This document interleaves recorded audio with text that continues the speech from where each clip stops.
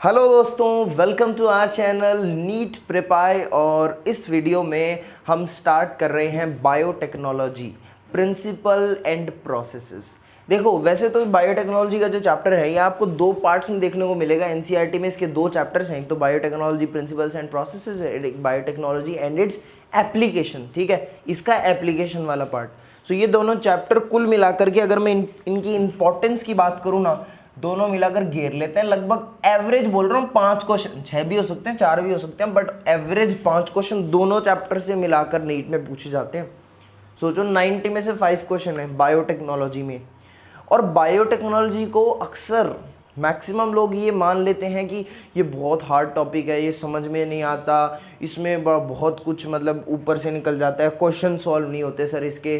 सो ऐसा कुछ है नहीं, ये केवल और केवल आपके दिमाग का भ्रम है। ये बहुत इजी चैप्टर है, अगर अच्छे से समझा जाए तो, इत्मीनान से, शांति से इसमें चीज़ों को इमेजिन किया जाए और अच्छे से पढ़ा जाए कंप्लीट मैटर के साथ, जो कि मोस्टली होता नहीं है। ठीक है, सो ये आपको कब समझ में आएगा? शांति से एंड तक ये वीडियो और इसके आगे के जितने भी पार्ट्स हैं ना, अगर विश्वास करके आपने क्लिक ही किया है ना, तो पूरा पार्ट अच्छे से सबको देखिए, चैप्टर के कंप्लीट नोट्स बनाइए खुद अपने हाथों से। मैं इसलिए बोल रहा हूँ क्योंकि अपने हाथों से लिखी हुई चीज़ें हमें ज़्यादा याद रहती हैं, बल्कि कई लोग स्क्रीनशॉट पे विश्वास करते हैं। स्क्रीनशॉट में वो मज़ा नहीं है, वो बात नहीं है जो लिख के नोट्स बनाने में है। सो प्लीज़ आप लिख के नोट्स बनाएं और लास्ट तक अच्छे से देखें। यहाँ A to Z आपको पूरी काउंटिंग समझ में आएगी। A to Z काउंटिंग होती है क्या? वो जो भी है पूरा समझ में आएगा A to Z। ठीक है, सो चलो स्टार्ट करते हैं। ये तो हो गया ज्ञानबाजी।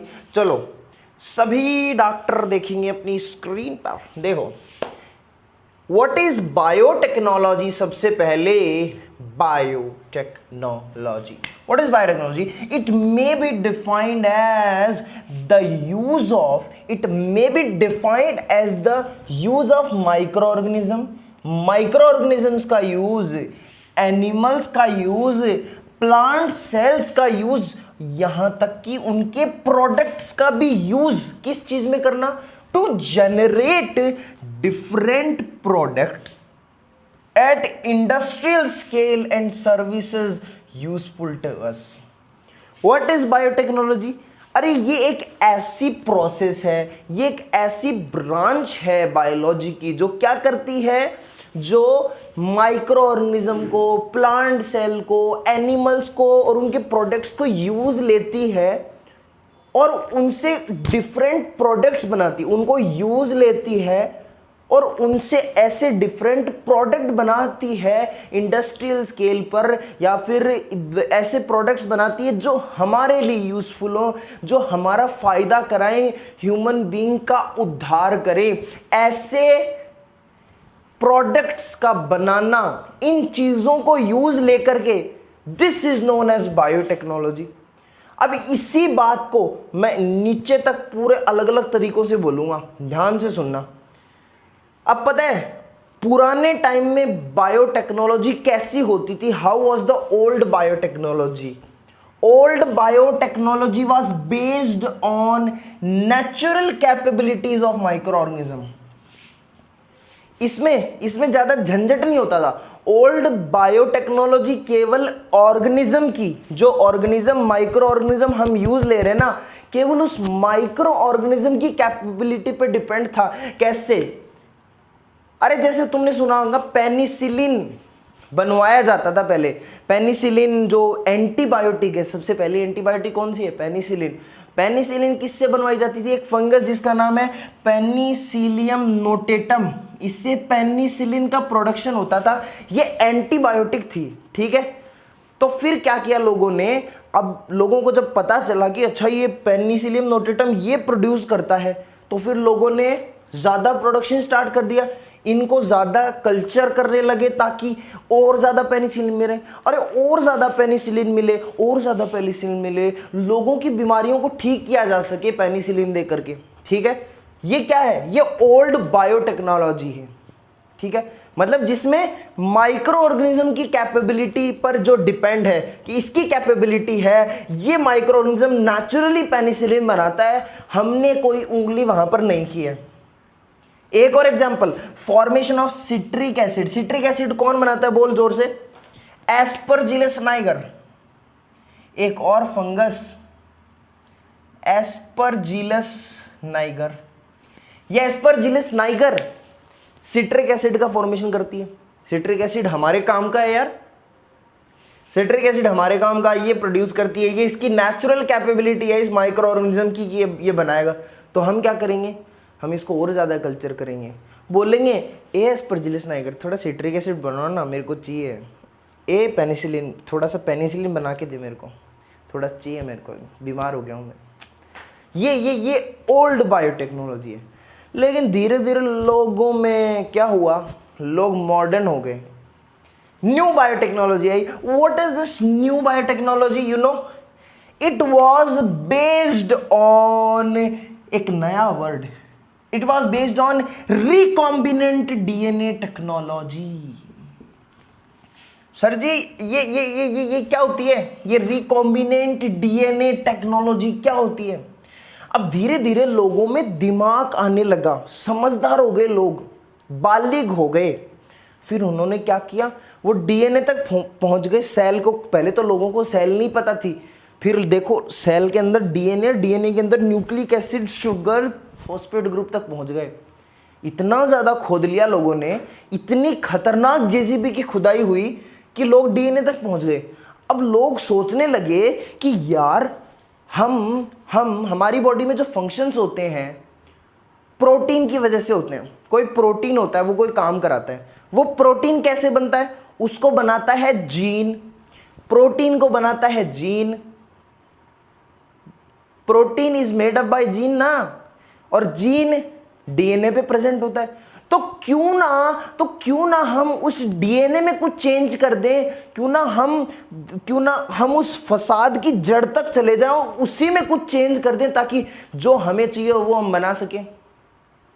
समझ में नहीं आया? एक बच्चा पैदा हुआ है छोटा सा, माँ बाप पे डिपेंड करता है कि उनको उसे डांसर बनाना है, सिंगर बनाना है, या फिर उसे डॉक्टर बनाना है, इंजीनियर बनाना है। माँ बाप पे कैसे डिपेंड करता है सर?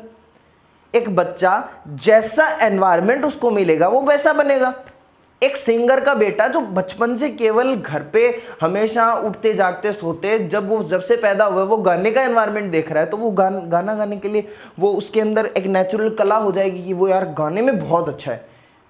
एक कारपेंटर का बेटा है, हाँ बन तो कुछ भी सकता है, बट यू नो उसको नॉलेज होगी, उसमें जो कला होगी वो और किसी में उतनी परफेक्टली नहीं हो पाएगी अगर दूसरा सीखेगा तो, क्योंकि उसके जीन्स में, उसके खून में है ये। समझ में आ रही है ना?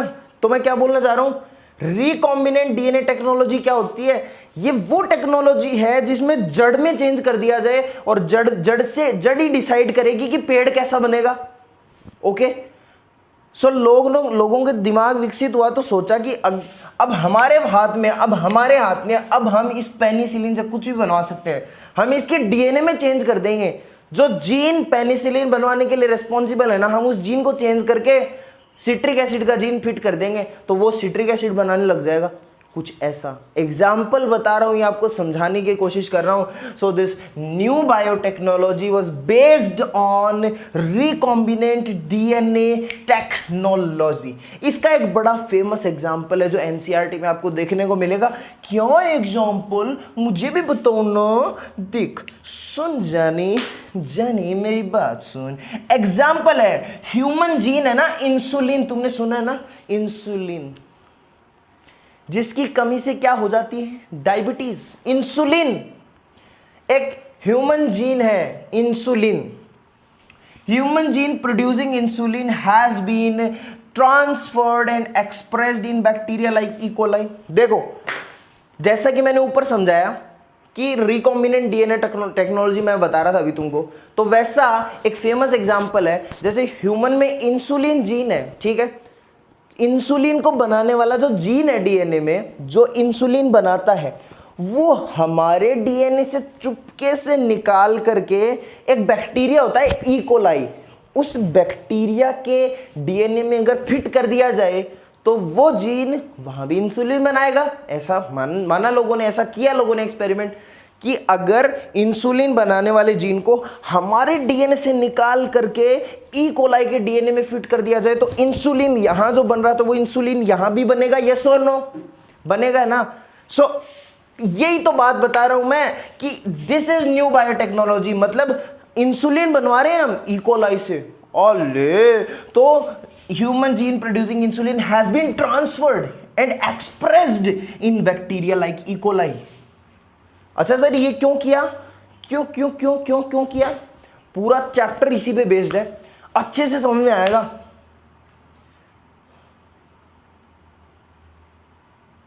अब ये दोनों जो ओल्ड और न्यू बायोटेक्नोलॉजी हैं, इनकी बातों को मिक्स करके, मतलब जो पुराने टाइम से चला आ रहा था और जो नया सब कुछ डेवलप हुआ, सब कुछ देख भाल के अच्छे से ये यूरोपियन फेडरेशन ऑफ बायोटेक्नोलॉजी है ना, ये यूरोपियन फेडरेशन ऑफ बायोटेक्नोलॉजी है ना, EFB, European federation of biotechnology, इसने क्या किया? इसने दोनों चीज़ों को इंटीग्रेट करके एक पर्टिकुलर बहुत प्यारी बड़ी सेक्सी डेफिनेशन बना दी। देखो, इट इज द इंटीग्रेशन, यानी जोड़ना, the integration of natural science. Natural science जो जो काम कर रहा है, जैसे पेनिसिलिन, नोटेटम पेनिसिलिन बना रहे हैं, सो नेचुरल साइंस का इंटीग्रेशन एंड ऑर्गेनिजम्स का, सेल्स का, पार्ट्स का, उनके पार्ट्स का, thereof, parts thereof, and molecular analogues for product and services. बड़ी मस्त बात है ये मॉलिक्यूलर एनालॉग्स क्या होते हैं सर? बाकी चीजें तो नाम से समझ में आ रही हैं, मॉलिक्यूलर एनालॉग्स क्या होते हैं? देखो,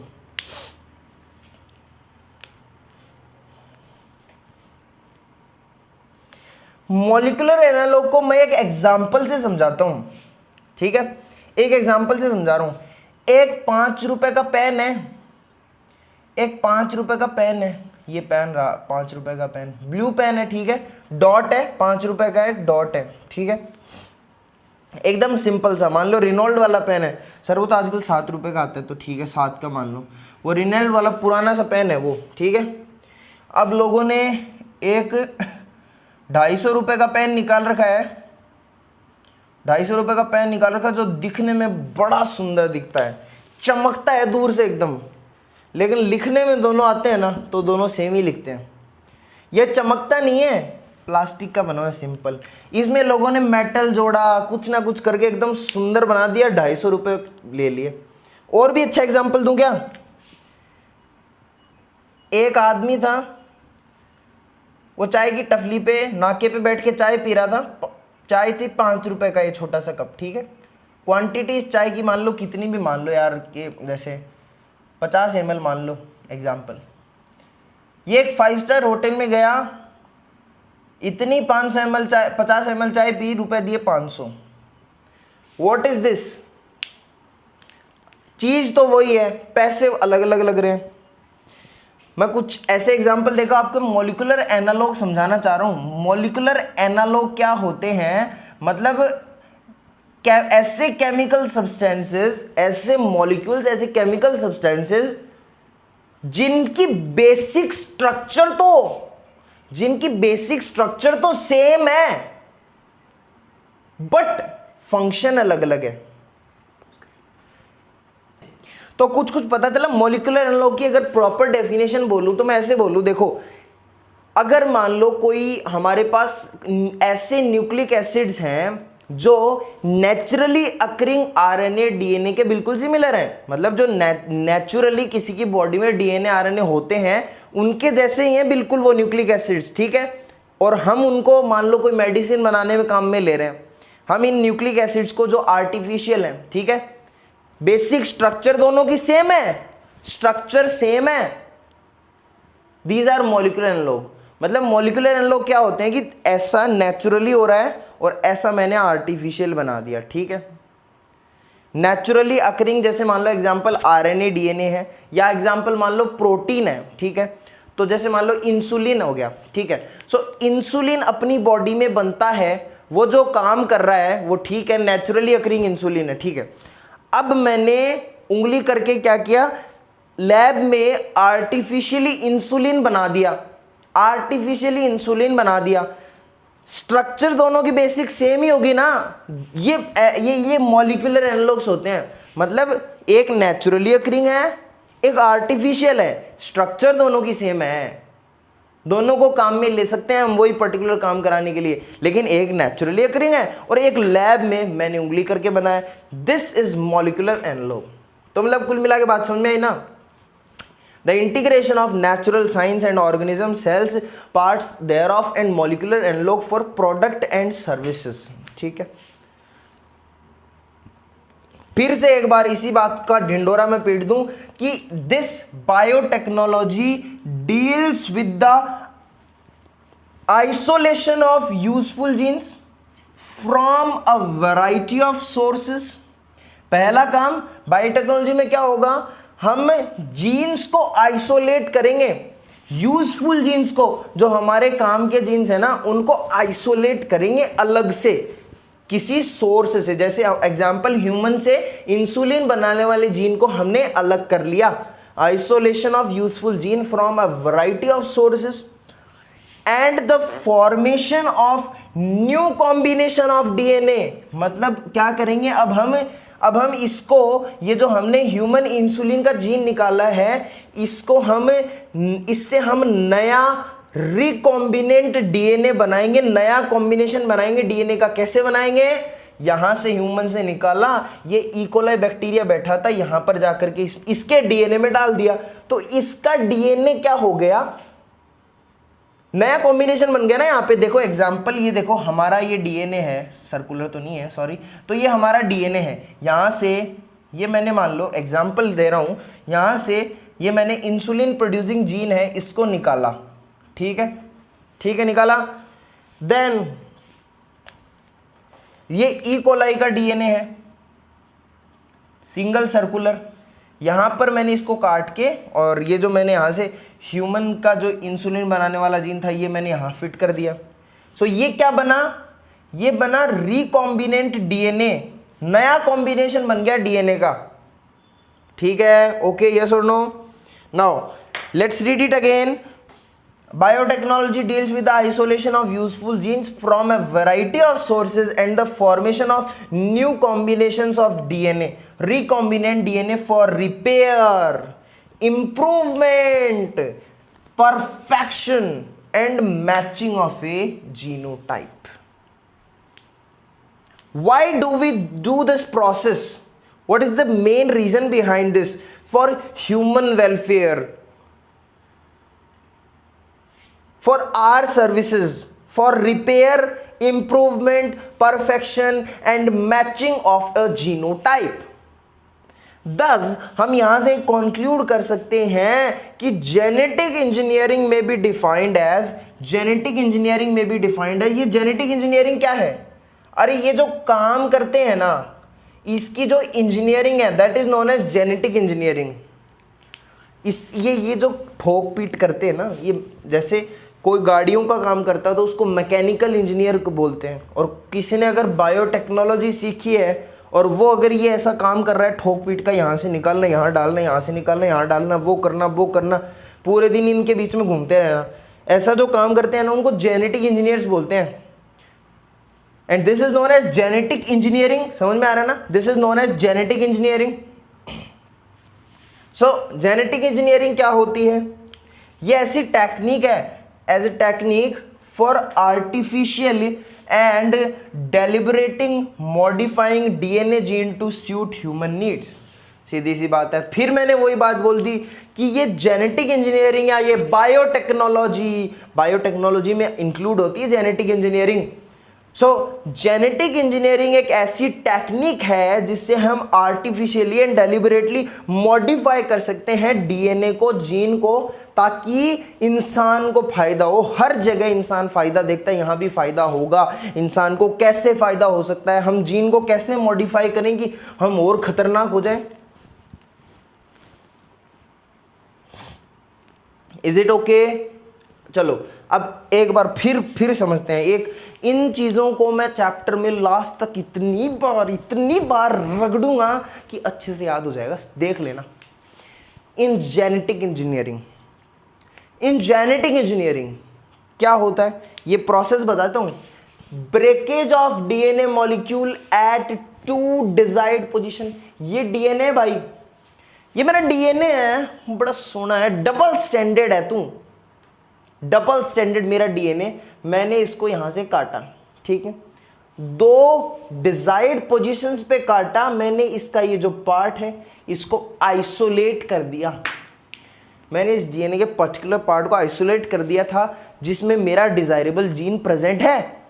मैंने डीएनए का वो पार्ट काटा, मैंने वो पार्ट काटा, दो डिजायर्ड पोजीशन से डीएनए को फाड़ दिया और कौन से डिजायर्ड पोर्शन लिया जिसके अंदर मेरा डिजायर्ड जीन है, जो मुझे चाहिए वो जीन जहां पर है ना, वो मैंने पार्ट काट लिया। ले तू तो आजा, बाकी बच, मेरे को मतलब नहीं है बाकी से। Two desired positions is done. ये काम करता कौन है, कौन काटता है सर? इनके पास कोई कैंची होती है क्या? डीएनए को काटने के लिए कोई कैंची है क्या? कैसे कटता है डीएनए, मेरे को बताओ, मैं भी काटूंगा।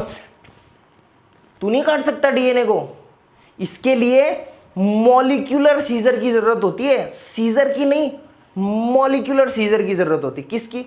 मॉलिक्यूलर सीजर की जरूरत होती है। ये मॉलिक्यूलर सीजर है रेस्ट्रिक्शन एंडोन्यूक्लियस एंजाइम।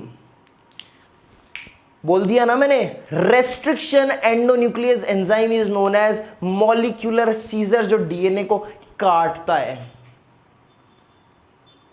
अब मैंने काट लिया, काट के इसको अलग कर लिया, इस डिजायर्ड डीएनए को।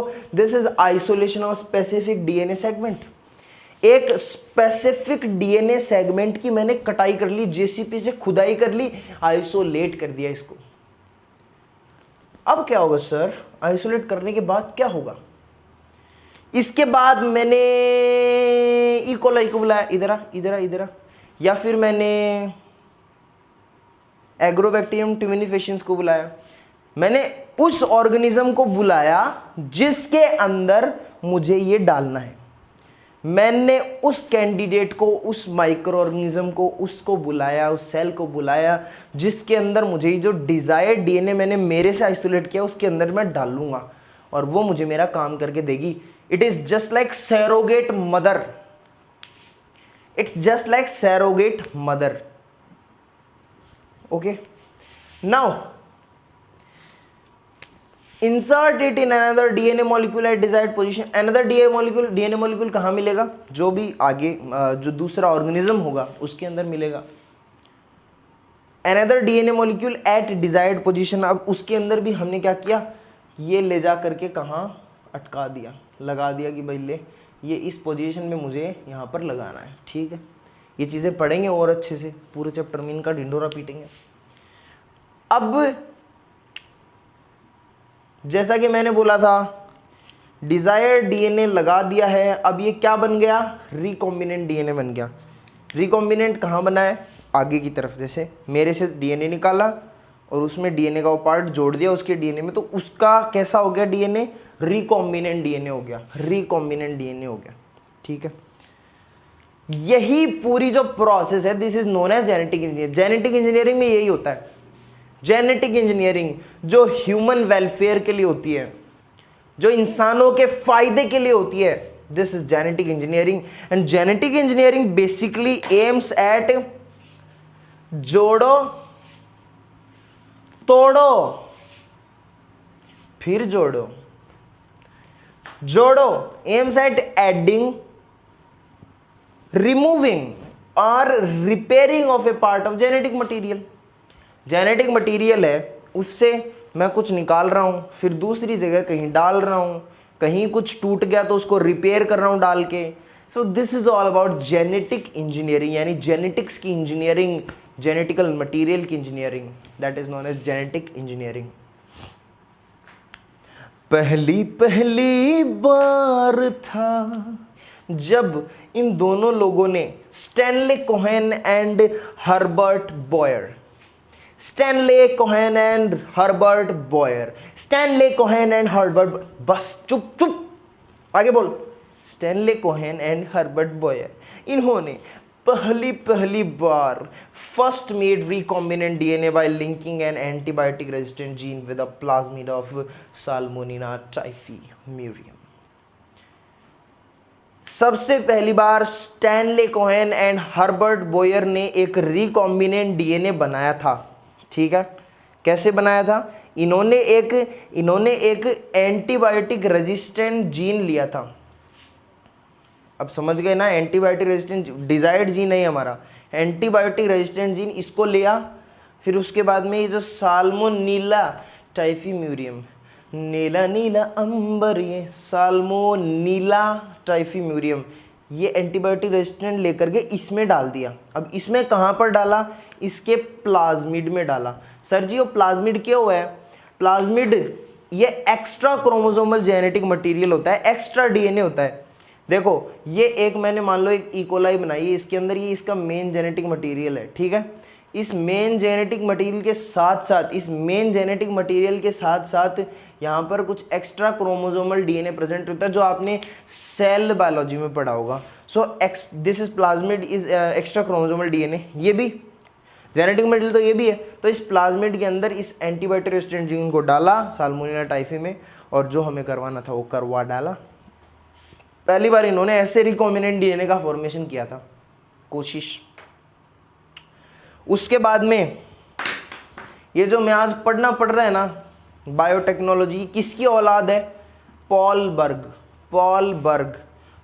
बर्ग is the father of genetic engineering, genetic engineering का पापा पॉल बर्ग। इसने ट्रांसफर किया था SV40 नाम का ये वायरस है, SV40 जिसको सिमियन वायरस बोलते हैं। He transferred gene of SV40 simian virus into E coli with the help of lambda phage. इसके लिए इसको नोबेल प्राइज में मिला था 1980 में। सर वो नोबेल प्राइज तो बाद में गए, पहले ऐसे बताओ कि ये ओके है, ये क्या है, ये मुझे समझ में नहीं आया। देखो इसने क्या किया, पहली बार इसने SV40 यानी सीमियन वायरस से इसका एक जीन लिया, फिर उसके बाद में उसको इकोलाई का प्लाज्मिड है उसके अंदर डाला, और अच्छा ये with the help of lambda phase, ये कौन है? ये बिचौलिया है क्या? ये लैम्डा फेज कौन है? हाँ देखो एक बात बताओ, तुम्हें यहाँ से लेकर के यहाँ जाना है, एक शहर से दूसरे शहर जाना है, तो तुम्हें जाने के लिए क्या चाहिए होगा? सर मैं बिना गाड़ी के तो ट्रैवल ही नहीं करता हूँ, I am very like that, मेरे को बहुत दिक्कत होती है, मैं बिना गाड़ी के तो ट्रैवल ही नहीं करता हूँ। तो बिना गाड़ी के ट्रैवल नहीं करते, तो ये गाड़ी है लैम्डा फेज। यहाँ से जीन निकाला, यहाँ डाला, और बीच के रास्ते में लैम्डा फेज के अंदर बैठ के झिंगा डाला, लैम्डा फेज लेके जाएगा इसको। ये वेक्टर है, ये कैरी करेगा SV40 सिमियन वायरस से लेके E coli. This is the basic introduction of biotechnology. अब मिलते हैं नेक्स्ट वीडियो में, देखते हैं क्या होता है, क्या बायोटेक्नोलॉजी की कहानी आगे बढ़ पाती है, क्या हमें बायोटेक्नोलॉजी समझ आएगी, या इस बार भी निराशा ही हाथ लगेगी। ये सब आपको पता चलेगा अगले एपिसोड में।